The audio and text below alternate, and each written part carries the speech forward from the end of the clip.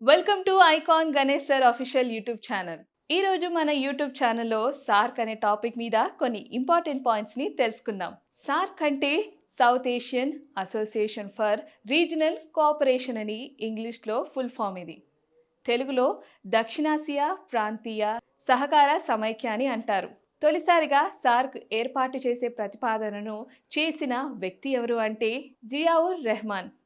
ఈయన అప్పటి బంగ్లాదేశ్ అధ్యక్షుడు. 1985 డిసెంబర్లో జరిగిన ఢాకాలో నిర్వహించిన మొట్టమొదటి సమావేశంలో సార్క్ స్థాపన ఆమోదించబడింది. సార్క్ కార్యాలయం మనకు కాఠ్మాండులో ఉన్నది. ప్రస్తుత సభ్య దేశాలు సార్క్లో 8 ఉన్నాయి.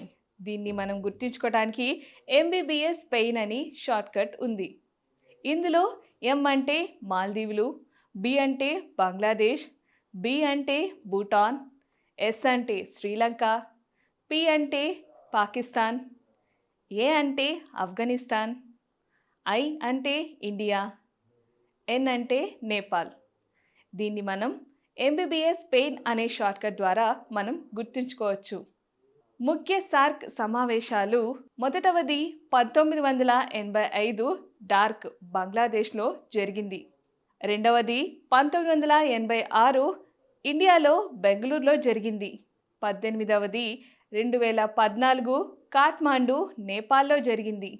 2016లో పాకిస్తాన్లో జరగవలసిన 19వ సార్క్ సమావేశం రద్దయింది. 2007 ఏప్రిల్లో న్యూఢిల్లీలో జరిగిన 14వ సార్క్ సమావేశాల్లో 8వ సభ్య దేశంగా చేరిన ఆఫ్ఘనిస్తాన్ తొలిసారిగా పాల్గొంది.